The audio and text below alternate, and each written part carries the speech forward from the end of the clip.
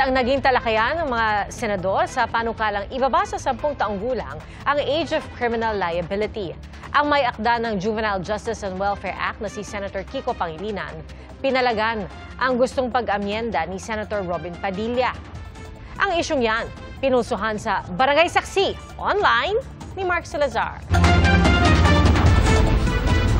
Sa ilalim ng batas ngayon, 15 taong gulang ang pinakamababang edad ng kriminal na pananagutan. Pero ang gusto ni Senador Robin Padilla, ibaba pa yan at gawing 10 taong gulang sa pamamagitan ng pag-amyenda sa Juvenile Justice and Welfare Act.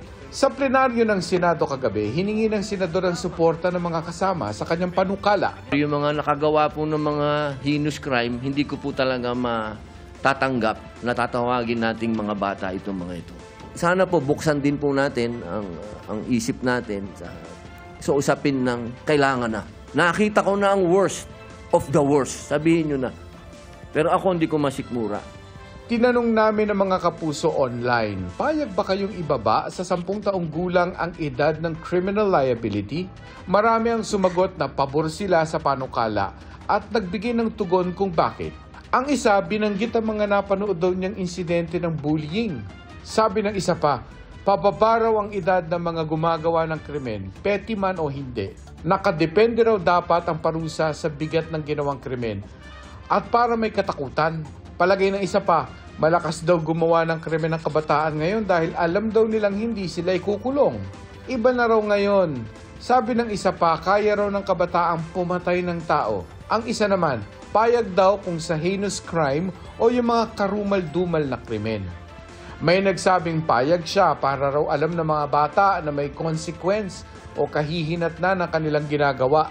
Pero isaisip din daw sana ang pagkakaroon ng juvenile prisons at rehabilitasyon ng mga bata para maayos pa nila ang kanilang buhay para sa hinaharap.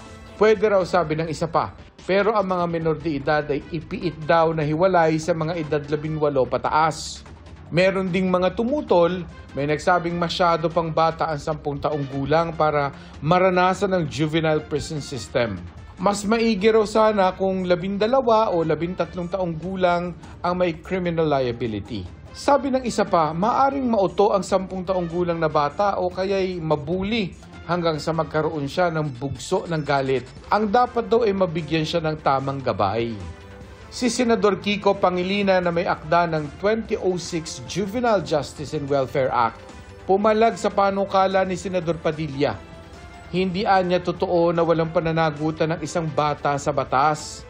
Pinabulaanan din ni Pangilinan na dapat pakawalan ng batang nagkasala sa ilalim ng kanyang batas. Kung sila ay kumilos at magkaroon ng discernment at kumilos na parang mga tulad ng mga nasa hustong gulang na, from 18 to 15 dapat litisin bilang mga nasa hustong gulang na. At yung 15 and below naman, pagka serious offenses, pwede silang mandatory confinement for a period not less than 1 year. Ayon kay Pangilinan, maraming probisyon ng batas na pumuprotekta sa biktima ng juvenile offender pero nagbibigay rin ng pagkakataon para makapagbago ang isang batang nagkasala.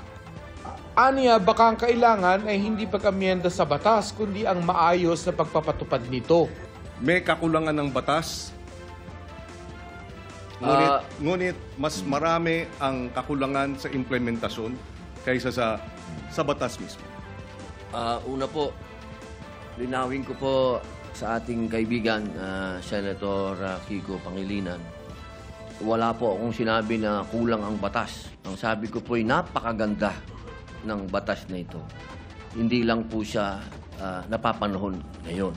Ang kabataan po natin sa ngayon, kapag sila ay nakita nila kasi na tayo easy-easy lang, at alam naman natin na kayo po mismo ang nagsabi, may problema sa implementasyon at napanood pa nila ngayon yan, nako. Lalo na naman lalakas po ang mga loob ng mga sindikatong bata.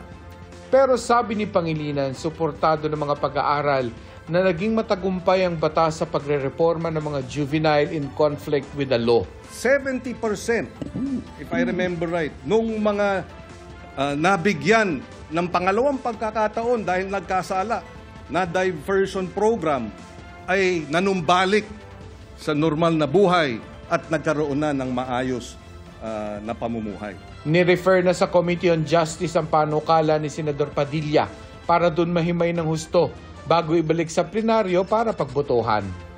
Para sa GMA Integrated News, ako si Mark Salazar, ang inyong saksi. Mga kapuso, maging una sa saksi. Mag-subscribe sa GMA Integrated News sa YouTube para sa iba't ibang balita.